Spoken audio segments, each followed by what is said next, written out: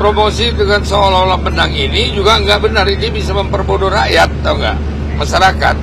Saya juga meyakini bahwa pertandingan ini belum selesai. Gitu. Tidak ada perjuangan yang sia-sia dan tentu saja semua masih semangat dan kita juga semangat. Tadi saya dikasih informasi dari seluruh Indonesia dari hasil-hasil yang ada dan sekarang lagi diakumulasikan nantinya di partai, wabil khusus yang di PDI Perjuangan, maka kita tunggu saja nanti yang sifatnya teknis kawan-kawan TPN yang sedang menyiapkan.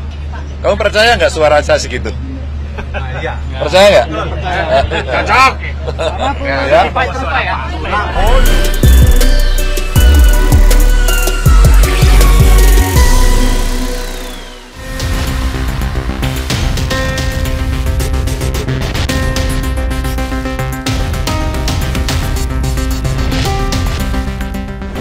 Sekarang udah di Tukumar, di sini teman-teman TPN dan juga teman-teman dari partai koalisi, kita mau sama-sama menyaksikan quick count. Dan di sini bisa dilihat kalau teman-teman dari berbagai media juga udah hadir. Dan kita sama-sama lihat di sebelah dalam, kayak apa sih persiapan untuk nonton quick count yang berjalan dari siang ini sampai nanti sore. Mas, Mbak.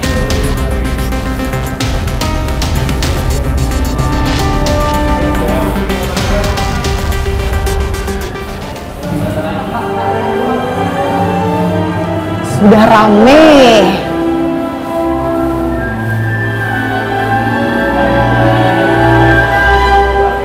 Nah, di sini ruangan yang nanti akan digunakan untuk kita sama-sama menyaksikan quick count pemilihan presiden dan juga wakil presiden. Ada teman-teman dari TPN di sini dan kita juga masih nunggu kehadiran dari ketua umum partai dan dari teman-teman TPN lain, teman-teman dari partai koalisi artinya. Memang saat-saat ini tuh saat-saat yang cukup menegangkan ya, karena ada yang bilang ini tuh exit poll skornya udah sekian, ada lagi yang bilang ini kayaknya akan berjalan seperti ini gitu. Tapi kita akan melihat bagaimana nantinya proses quick count, karena ini ada yang berbeda nih teman-teman antara exit poll dengan quick count. Apapun nanti hasilnya kita sama-sama menyaksikan dan berharap yang terbaik untuk Indonesia.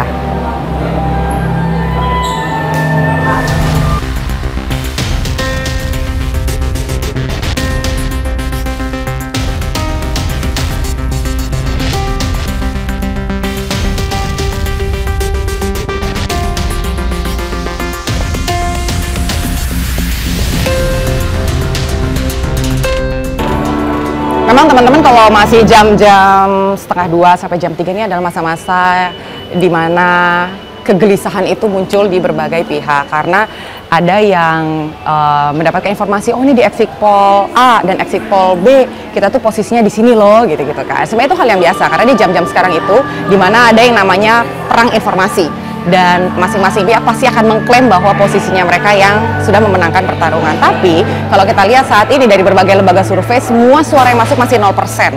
Dan kita saat ini memang masih menunggu bagaimana proses quick count nantinya berjalan. Juga masih ada real count dan juga nantinya masih ada data tabulasi dari KPU. Jadi sama-sama kita akan mengawal proses pemilu dari awal hingga akhir sampai nantinya real count itu di-blush atau dipublish ke publik. Kita tunggu sama-sama dan kita ikutin acaranya sampai habis.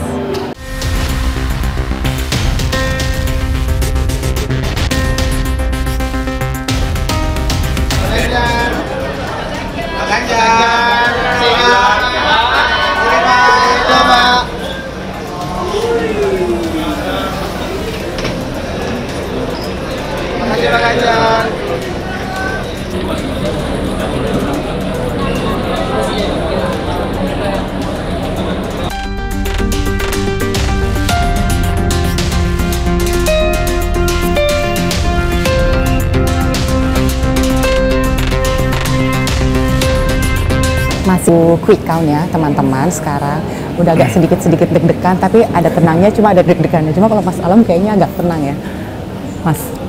Gimana Mas? Tegang nggak? Biasa.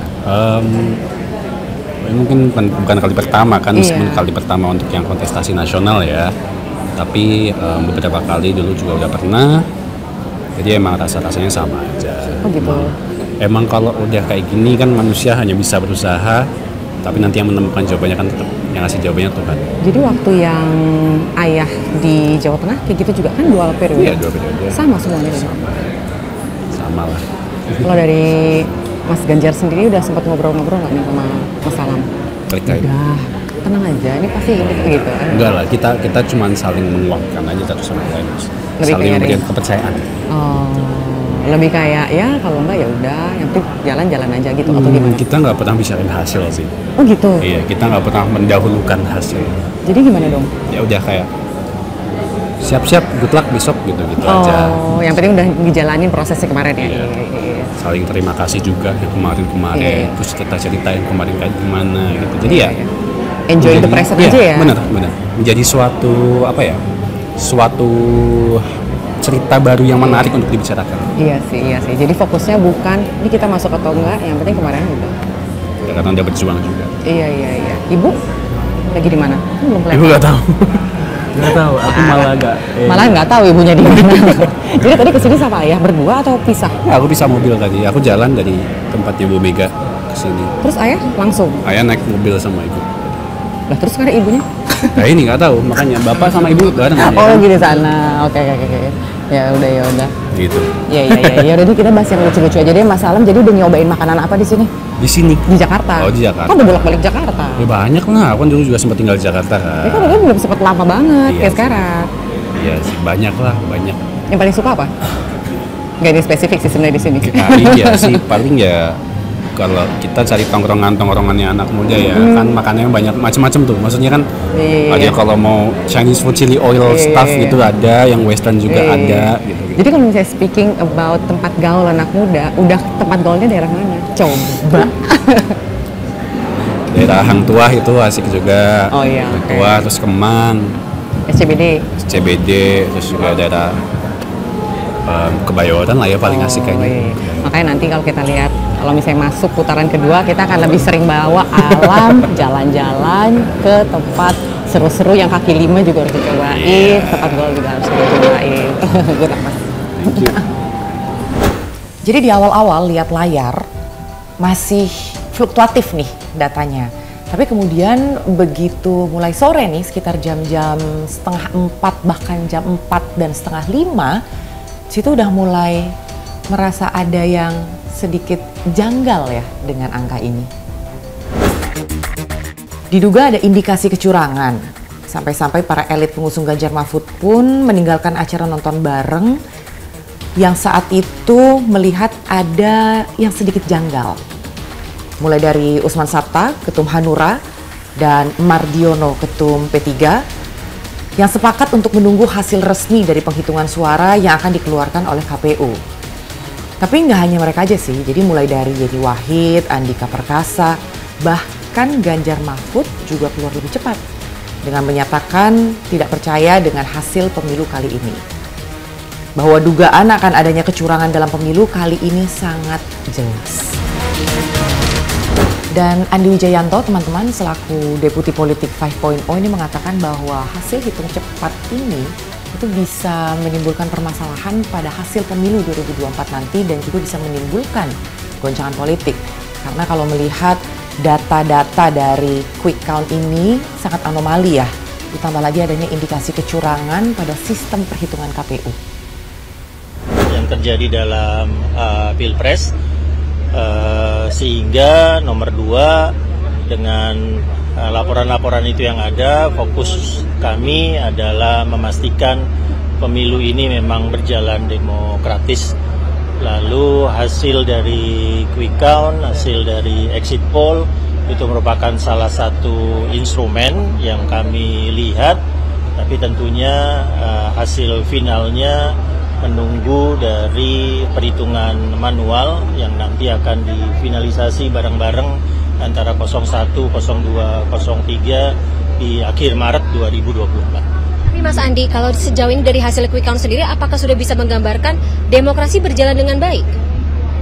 Itu yang sedang kami cermati dalam tadi butir 1 saya, bahwa kami mengamati laporan-laporan yang ada video, ada hasil dari rapat-rapat di daerah tentang apa yang terjadi, itu kami cermati. Tadi ada Bang Todung juga sudah mulai mengumpulkan timnya ya untuk menganalisis laporan-laporan itu. Ya moga-moga yang di awal proses pemilu 2024 ini kami sebut sebagai awal dari mendung demokrasi, akhirnya benar-benar bisa menghasilkan satu pemilu yang demokratis karena ada komitmen kita untuk mengawal prosesnya secara baik. Kan ini quick count ini kan menunjukkan adanya ada kemungkinan pertemuan dengan pihak lain atau ada kemungkinan. Kalau kepentingannya sama tentang mengawal demokrasi, ya akan ada pertemuan-pertemuan itu seperti yang berkali-kali disebut Mas Ganjar dengan Pak Mahfud. Pemilu 2024 ini lebih besar dari sekedar memenangkan Mas Ganjar dengan Pak Mahfud, tapi memastikan konsolidasi demokrasi terjaga. Dan nggak sampai di sini, jadi 1 hari setelah pencoblosan, Ketua Umum PDI Perjuangan Megawati Soekarno Putri bersama dengan Ganjar Pranowo dan Mahfud MD selaku pasangan calon Presiden dan Wakil Presiden nomor urut 3 mendatangi posko pemenangan di Jakarta. Nggak hanya mereka, tapi juga Ketua Umum dari Partai Koalisi dan elit Parpol bersama dengan Ketua TPN Arsyad Rashid juga sama-sama hadir di posko pemenangan untuk menggelar rapat evaluasi pelaksanaan pemilu 2024. Setelah rapat, Sekjen PDI Perjuangan menerangkan akan menginvestigasi dugaan kecurangan pemilu. Selain itu juga Hasto menyampaikan bahwa TPN Ganjar Mahfud akan membentuk tim khusus investigasi dan audit atas dugaan kecurangan pemilu terutama di daerah. Ganjar juga menyampaikan belum berkomunikasi dengan paslon Capres-Cawapres nomor urut 2 yaitu Prabowo Gibran yang berdasarkan hasil hitung cepat dinyatakan lebih unggul. Membahas ya evaluasi laporan dari daerah-daerah gitu ya, baik dari struktural partai, kemudian dari relawan maupun perkembangan terakhir. Jadi kita sudah sepakat kita akan menunggu keputusan KPU sesuai dengan apa yang disampaikan KPU sambil teman-teman bekerja. Laporannya gimana Pak? Ada dugaan kecurangan Pak? Laporannya Pak? Laporannya gimana Pak? Ada temuan? Kecurangan dari tim TPN Pak? Ya banyak juga, makanya hari ini kita bahas, kita catat, kita konfirmasi ke daerah untuk memastikan apakah ini terstruktur, sistematif, masif gitu aja. Ini yang sifatnya laporan. Tapi sekali lagi prinsip kita akan nunggu keputusan dari KPU dan apapun yang diputuskan oleh KPU nanti kita akan ikuti. Kita menghormati semua prosesnya. Pak Ganjar terkait dengan suara Padang Banteng jebol di Jawa Tengah, Bali, NTT dan sekitarnya ini Mas dikuasai oleh Pak Prabowo. Itu ada tanggapan mungkin Mas? Kan quick count, real count-nya kan belum. Hasil dari quick count perolehan PDI Perjuangan saya kira masih tinggi ya? Iya Pak. Kalau nggak salah masih nomor 1 ya? Iya. Agak anomali ya dengan suara saya ya. Maka hari ini sedang diselidiki oleh kawan-kawan. Mudah-mudahan nanti ketemu apa faktornya gitu. Sepertinya split tiketnya agak terlalu lebar itu. Ada banyak undang-undang yang dilanggar, ngerti nggak? Nanti undang-undang yang dilanggar itu akan muncul pada beberapa hari ini. Ya, undang-undang loh. Kalau pelanggaran undang-undang itu pasti akan pelanggaran kepada Republik Indonesia dan itu bahaya. Ngerti? Ya. Nah, kita tidak mau berandai-andai, ada pasal-pasal di situ jelas yang dilanggar. Kedua, semua TPS itu maksimum tuh 300 suara. Kok ada laporan seolah-olah eselon yang mendapatkan 800, 700. Ini gila udah. Ini pemilu gila ini. Pilpres tidak ditentukan oleh hasil quick count, tetapi melalui suatu proses rekapitulasi secara berjenjang itu dari TPS bertingkat ke atas, sehingga seluruh saksi-saksi dari paslon 03 terus mengawal proses rekapitulasi itu karena suara rakyat adalah suara Tuhan.